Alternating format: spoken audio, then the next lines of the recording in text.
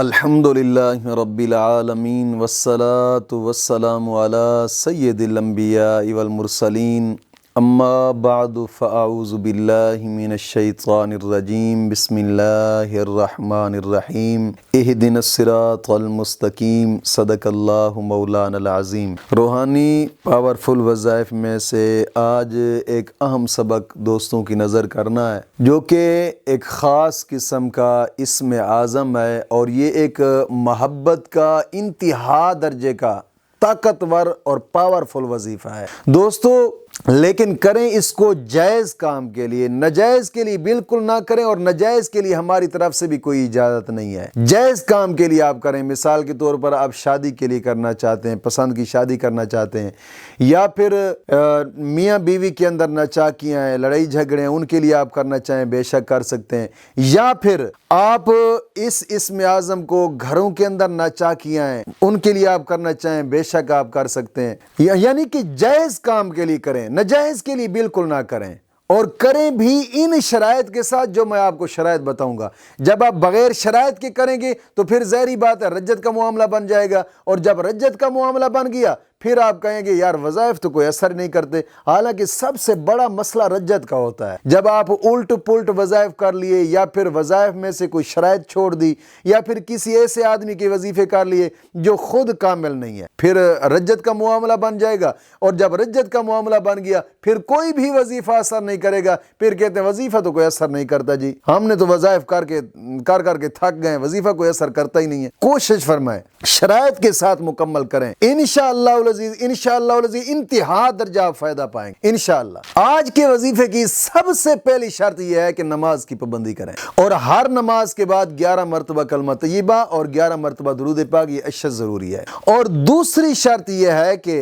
اپنے تمام گناہوں سے توبہ اور آئندہ گناہ نہ کرنے کا ایک پختہ عزم کرنا۔ دوستو گناہوں سے توبہ انسان کا رزق وسیع کر دیتی ہے، گناہوں سے انسان توبہ کرے دل کی مرادیں پوری ہوتی ہیں، ہر دعا قبول ہوتی ہے انسان کی۔ گناہوں سے توبہ کرنے سے توبۃ نصوحا کریں کہ آئندہ کسی قسم کا کوئی گناہ کرنے کے لیے دل نہ کرے، اور نہ ہی کوئی گناہ ہو۔ حدیث پاک میں آتا ہے، آقا کریم صلی اللہ تعالی علیہ وسلم نے فرمایا کہ التائب حبیب اللہ، توبہ کرنے والا اللہ کا دوست ہوتا ہے۔ کوشش فرمائیں گناہوں سے پختہ توبہ اور آئندہ گناہ نہ کرنے کا ایک پختہ عزم۔ اور تیسری شرط یہ ہے کہ روزانہ کی بنا پہ کم از کم 2 رکوع قرآن پاک کی تلاوت کی لازمی کریں، انشاءاللہ العزیز پھر انتہا درجے کا آپ فائدہ پائیں گے۔ اور کوشش فرمایا کریں کہ وقتاً فوقتاً صدقہ خیرات کر لیا کریں دوستو۔ صدقہ انسان کی مشکلات دور کرتا ہے، مشکلات ختم ہوتی ہیں انسان کی زندگی میں۔ جب انسان 1 روپیہ بھی خالصتاً اپنے رب کی رضا کی خاطر، خالصتاً رب کی رضا کی خاطر 1 روپیہ بھی صدقہ کرتا ہے نا، مولا کریم اس صدقے کے صدقے ہی مشکلات دور فرما دیتا ہے۔ کوشش فرمائیں رمضان شریف کا مہینہ ہے، اس مقدس مہینے کے اندر صدقہ خیرات لازمی کریں، لازمی، انشاءاللہ انتہا درجہ آپ فائدہ پائیں گے۔ ساتھ ہی کہیں مسجد زیر تعمیر ہے اس پہ خرچ کر دیں، یا پھر ہمارا ایک ادارہ ضلع بکھر بیہل کے اندر اڈے پر الحمدللہ ایک عالی شان ادارہ زیر تعمیر ہے، جس کا نقشہ بھی آپ سکرین پر دیکھ رہے ہوں گے، اور اس وقت کام بھی جاری ہے ادارے کا۔ تو کوشش فرمائیں کہ اس مقدس کام کے اندر اپنا لازمی حصہ ڈالیں، انشاءاللہ العزیز انتہا درجہ آپ فائدہ پائیں گے انشاءاللہ۔ صدقہ ایک ایسی چیز ہوتی ہے کہ انسان کے مشکلات دور کر دیتا ہے۔ آپ اس مقدس کام کے اندر اپنا لازمی حصہ ڈالیں، آخرت کے لیے بھی ذریعہ نجات بنے گا۔ حدیث پاک میں آتا ہے کہ جس نے دین کے طالب علم پر 1 روپیہ خرچ کیا، مولا کریم احد پہاڑ کے برابر ثواب عطا فرماتا ہے۔ اور ایک حدیث پاک میں آتا ہے کہ جس نے دنیا میں رہ کر قرآن کی حفاظت کی، مولا کریم قبر کے اندر جہنم کی آگ سے اس کو محفوظ فرمائے گا۔ دوستو یہ 4 دن کی زندگی ہے، گزر جائے گی۔ بزرگ فرماتے ہیں زندگی صرف 3 سانس کا نام ہے، ایک لے لیا، دوسرا لے رہے، تیسرے کا پتہ بھی نہیں لے سکتے یا نہیں لے سکتے۔ تو کوشش فرمائے کہ اس مختصر زندگی میں کم از کم اپنی آخرت کے لیے کچھ نہ کچھ کر کے جائیں۔